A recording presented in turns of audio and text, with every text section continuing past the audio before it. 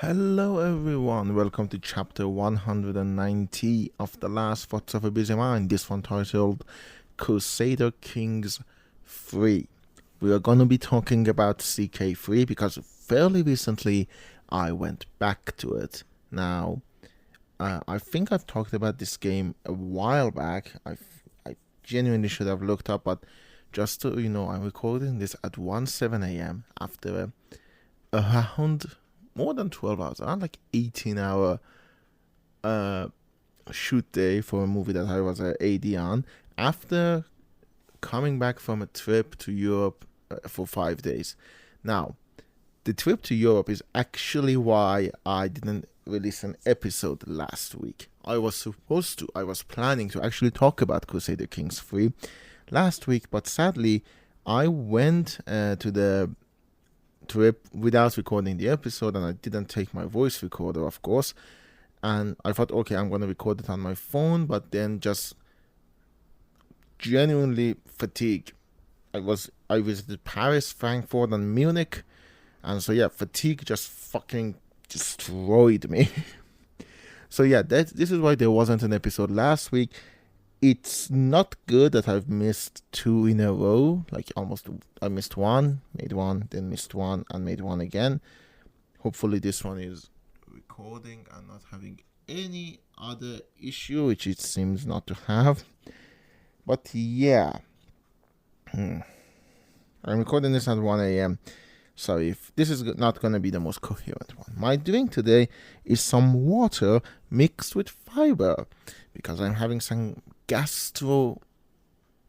having some gut problem, and I'm visiting a gastroenterologist, a gut doctor, on Sunday. But you're not here to talk about that. You're not here to listen about my gut and how sick I probably am. Hopefully it's not cancer. Let's just hope it's not cancer.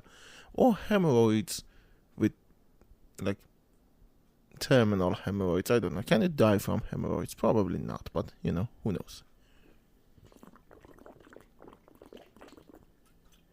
Tastes like water, because the fiber is actually tasteless. Anyways, you might be noticing that my voice is a little bit different. It's because I'm still not putting up the new microphone. I'm going back to the old shotgun mic, but I'm doing it a new way. Usually when I use the shotgun mic, I put it on a tripod. Right now, I'm holding the voice recorder, which is how I record with a new microphone. I hold the microphone in my hand for maneuverability. But right now, I'm just holding it in one place because everything is a mess. Everything right now is a mess. And this is why I'm going back to CK3. Now, the last time I played CK3, I think I don't remember the exact name. Let me check out the expansion names. CK3 expansions. Because Royal Court, I think, was the expansion that was it? No. Oh, sorry. The last time I got into CK3, Fate of Iberia had just come out. Yeah.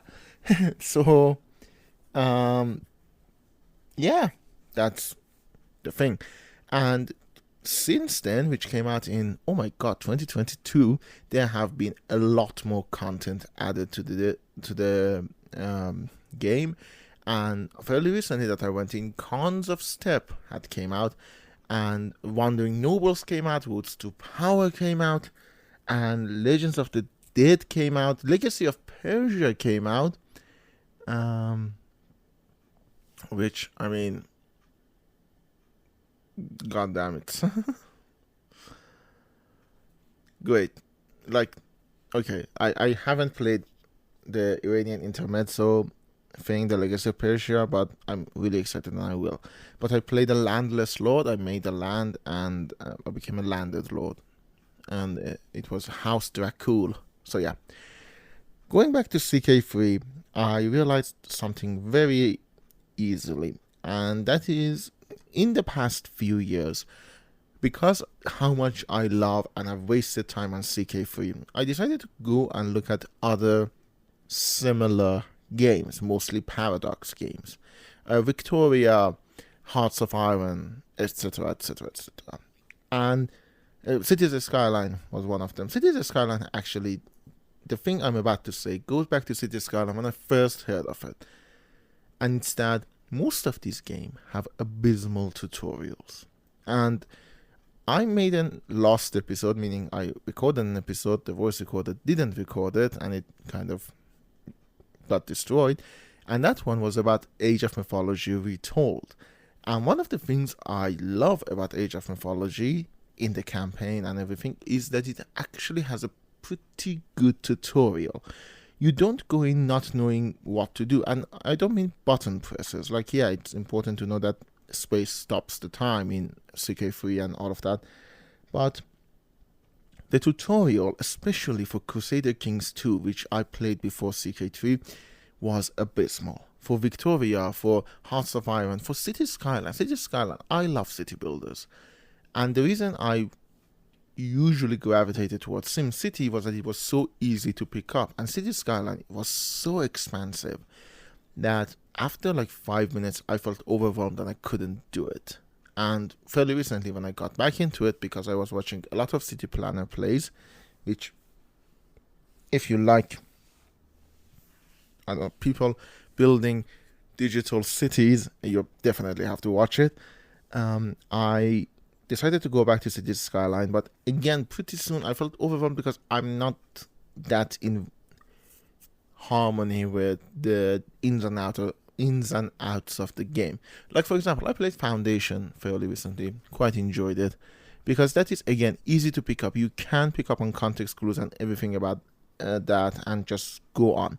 So I'm not just talking about the campaign. Like, when I'm talking about Age of Mythology having a great tutorial, I don't just mean that it has a campaign that slowly introduces newer and newer mechanics, which it does, and that is one of the reasons it works. And this is one of the reasons fucking Age of Empires 2 fucking sucks. And everyone else who says anything other than that is wrong. Age of Mythology 3 is better than Age of Empires 3 is better than Age of Empires 2. This is my hot take. This is the hill I will die on. Age of Empires 2 is boring. It's very, very boring. I know a lot of people love the competitiveness of it, playing like with other people and all of that, but I'm never interested in that. And when you take that out, the core gameplay is good, don't get me wrong, but the problem is Age of Mythology and Age of Empires 3 take that core gameplay and actually do something very interesting with it, which is create stories and characters and all of that. Age of Empires 2 is it's literally the opening, playing chess and all of that. So yeah, I was talking about Age of Mythology, and one of the things I love is the good tutorial, because a good tutorial can make or break a strategy and management game. The reason games like the movies, one of my favorite games of all time, which I highly recommend, Age of Mythology, Warcraft 3, Stronghold, or I'm not going to just talk about games that came out when I was a kid. I'm going to talk about like Foundation, or even, despite my a lot of problems that I have with it, sorry, the Universe Sim, or Civ City Rome, or games like that, is that most of them usually understand a few basic things. You can have a lot of mechanics. Oh, another game, Civilization. We talked about Sid Meier's Pirates last episode, which, if you haven't listened to, go ahead and listen. But even Civilization has a lot of interlocking mechanics. Not as much as Crusader Kings, because Crusader Kings is just absolutely wild, and Crusader Kings is real time while Civilization is turn based. So huge disparity there. But one of the things about all of these games is that they know how to feed you information and exposition. Crusader Kings doesn't. The tutorial does nothing if you do something, and then the tooltips must be the worst thing in the game. When your tooltips requires 2 more tooltips to explain to you what is happening, it's a problem. And it is a problem because the reason I got into CK3, I wasn't going to get into CK3. I was like, okay, I spent so much time trying to understand and trying to learn CK2. I'm sticking with that. I'm not going to CK3. But I watched a video.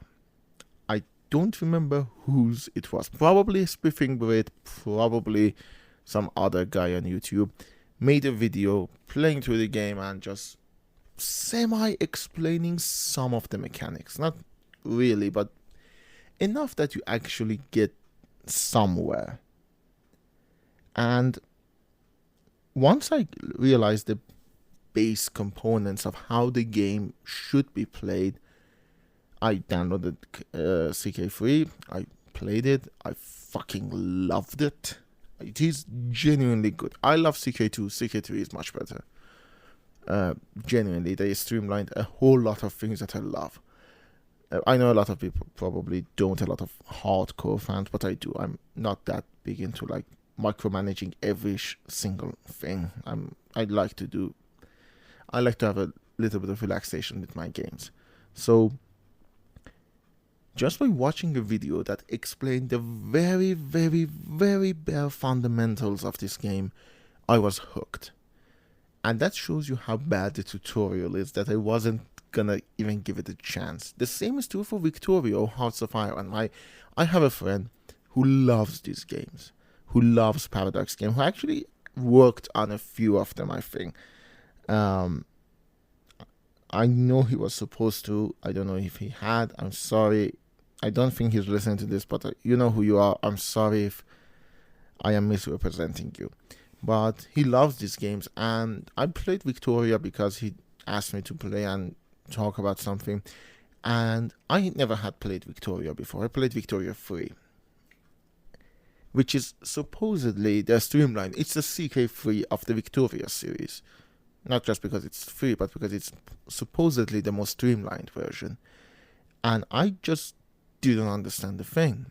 And there wasn't a charismatic YouTuber who had made a video about it, so I just didn't bother.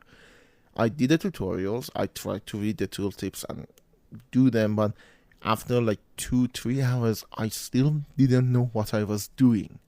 And a lot of these games have no goals. You know, there is not a set goal. Like for CK3, my ultimate goal is found an empire. When I do an empire, I'm happy. I'm leaving this shit. You are on your own, you know? That's the general vibe of things. Okay, I'm okay with that. I'm not gonna, get mad about it. None of that. So that's one thing. And another thing is these games, because they are goalless, you usually have to understand a lot of the mechanics and story and the feeling of them to get better at them, to want to get better at them. And CK3 does it brilliantly. Victoria 3, I'm sure, does it good, because a lot of people who are into Victoria 3 or Hearts of Iron 4 are just that much into it that I am into CK3. So I know they're doing something right, but they probably aren't explaining it well to a person like me. And going back to just strategy games and management games, I remember one of the games which has a problem, which is the Movies. The Movies was a game made by the dearly departed Lionshead Studios, released by Activision, and because of the rights problems, it's a massive mess.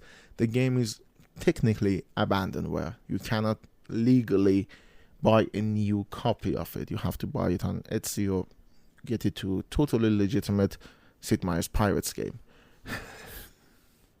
Sid Meier's Pirates way. Sorry. Oh my god, I'm tired. Sorry, but I'm not gonna let another episode go by. I will not make 2 episodes. Last episode of the season, 5 episodes from now, I'm gonna be discussing how the Missing 2 felt. I'm not going to do it now, but you probably can guess where that is going. But the Movies is a game so massive, so connected into every aspect of it, that if you're out of a save game for more than a day or 2, you cannot get back into it. There is just too much intricacies.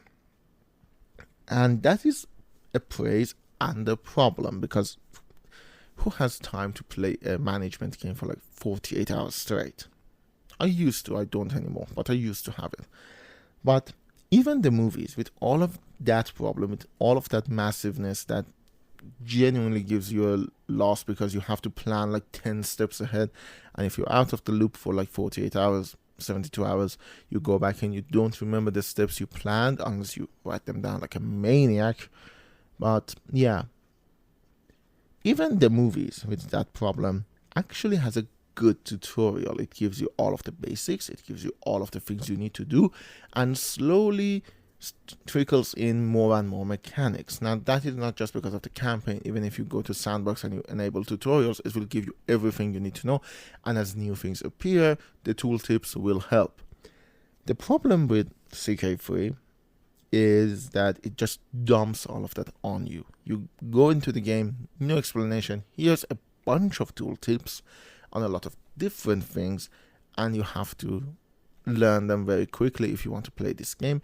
And it becomes boring at first, and it is not exciting to go in and read like 500 pages of tutorial.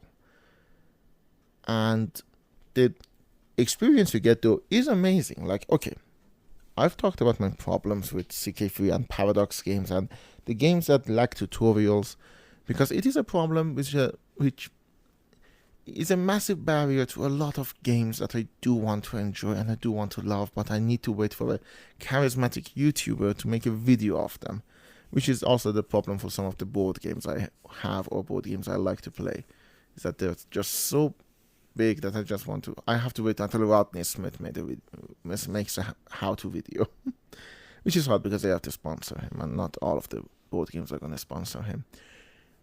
Anyways, I've talked about all of the problems with CK3 and Paradox games, but the thing I want you to know is that despite all of the things I said about CK3, it has a poor tutorial.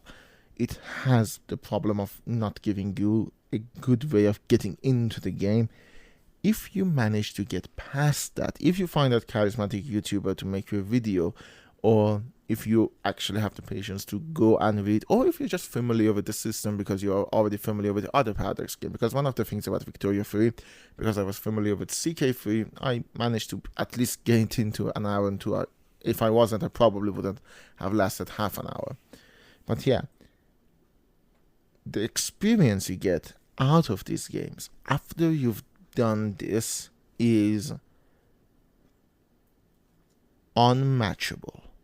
Like, genuinely, the joy I get from playing CK3 is unmatchable by few other games. Probably the movies or Age of Mythology. And that is despite the fact that this game had such a high barrier of entry that I didn't even want to play it when it came out.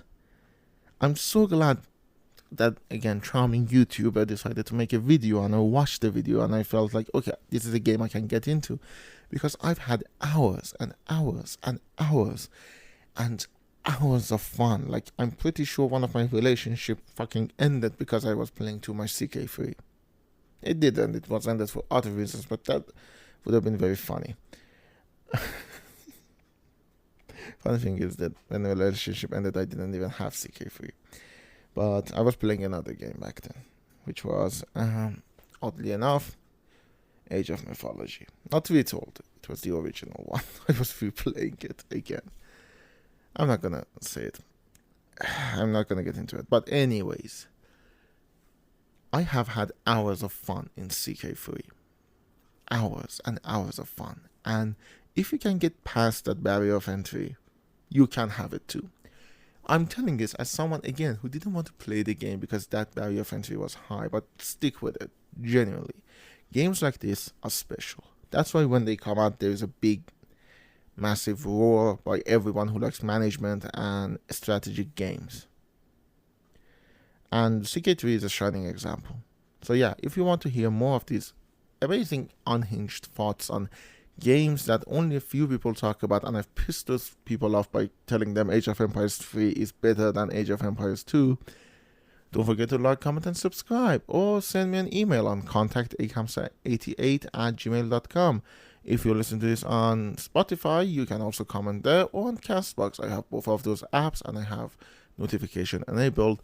Until then, I will see you next week.